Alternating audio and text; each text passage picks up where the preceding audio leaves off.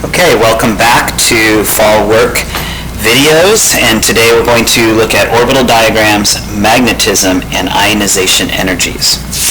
So the first part, orbital diagrams.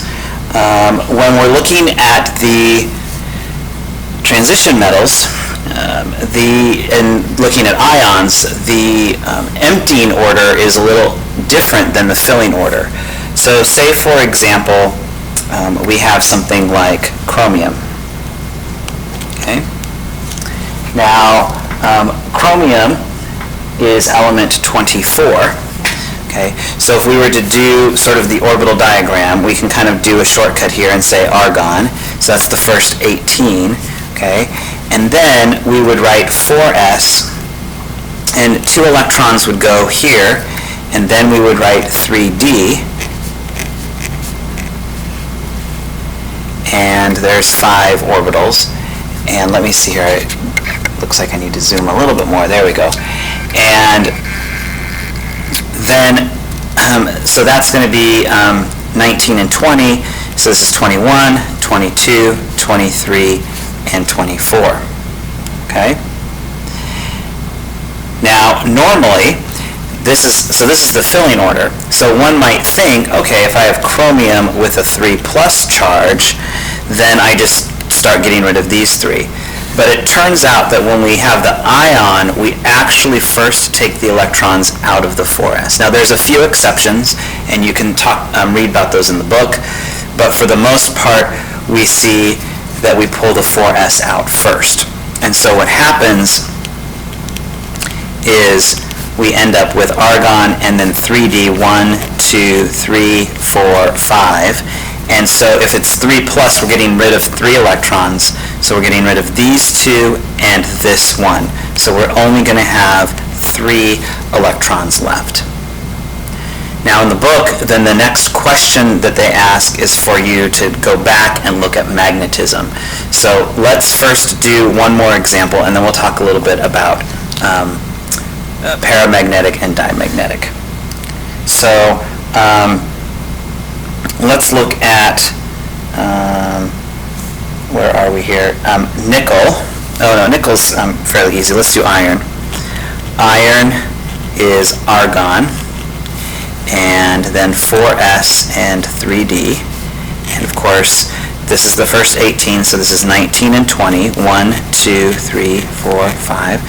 21, 22, 23, 24, 25, and then 26. Okay? So if we turn this into the ferric ion, Fe, with a 3+ charge, okay, then we have argon, and so the first 2 electrons are going to leave 4s, so we just have 3d, 1, 2, 3, 4, 5, and we have one more electron to get rid of. And so we're going to get rid of this one that's paired up. So 1, 2, 3, 4, 5. Okay? Now we need to classify these as paramagnetic or diamagnetic. And remember, para means that basically there's an unshared pair. So if we look here at the chromium, we can see that there are unpaired electrons. And so this is going to be paramagnetic. If these were all full or completely empty, then it would be diamagnetic. Okay? And iron plus 3, same thing, 1, 2, 3, 4, 5. There's no pairs here, so this is also very paramagnetic. And I'm sure we all find that a shocker, that iron has magnetism to it. Okay? And so that's how you deal with orbital diagrams and deciding whether it's paramagnetic or diamagnetic. Okay, and the last topic here is looking at ionization energies. Okay? Now we learned in CP chemistry a little bit about ionization energies, and it's the energy required to remove an electron. Okay? And so what we're talking about now is figuring out where an element would be on the periodic table, either by looking at the ionization energies or looking at the element and predicting where is the jump going to be. And when we talk about the jump, okay, we're talking about the fact that generally ionization energies increase in equal or incremental amounts until at one point when you start to hit the inner core. And those electrons are going to be way more difficult to remove. Okay? So let's take something simple, like say for example lithium. Okay? If we were to look at its electron configuration, it's 1s2, 2s1. Okay? So this one electron is going to be fairly easy to remove. Okay? Now I don't have the exact numbers for lithium, but let's say for example that the ionization energy for that one is maybe like 350 joules per mole. Okay?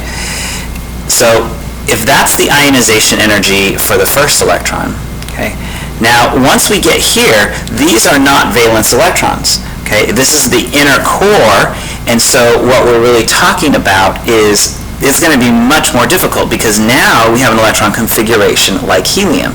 And does helium want to give up its electrons? No. Its ionization energy is like, I think it's 12,000 or maybe even 24,000. So then all of a sudden, the next jump, we'll just say, is 12,000. You can see we have a big jump here. Okay? And so this is what's called a jump, and that jump means that now we've moved to trying to remove inner electrons, and that's going to be very take a lot of energy. So let's look at a potential question that you might have. Okay? So for example, I might give you something like this. Here's some real data. Okay? This is an element in the third period. Okay? Its first ionization energy is 786.5.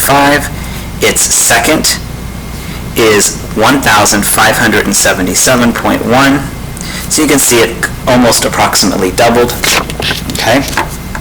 Let me get this just a little bit bigger. There we go. Okay? Its third went to 3,231.6, so again, almost doubling.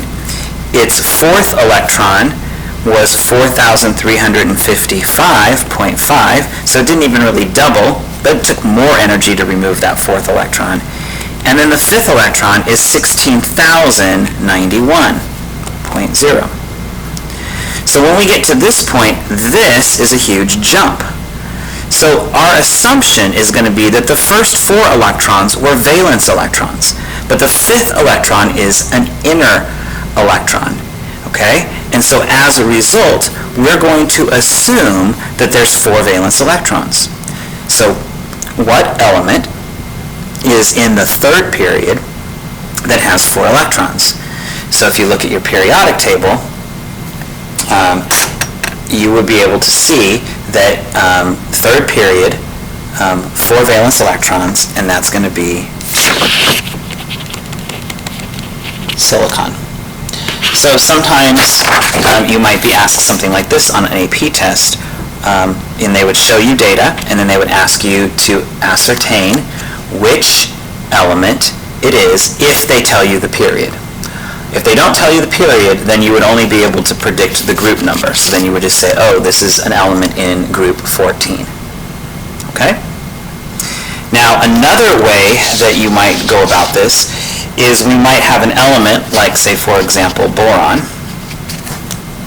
And then the question would be, where would you expect the jump to be in the ionization energy sequence? Okay? So again, you would say, well, boron is 1s2, 2s2, 2p1. Okay? These are the valence electrons. So we would expect the first three electrons to come out fairly easily. We would expect the fourth one to be way more difficult. So we would say that the fourth electron is where we're going to find the jump. Okay? And then let's do one more example. So say, for example, I gave you magnesium,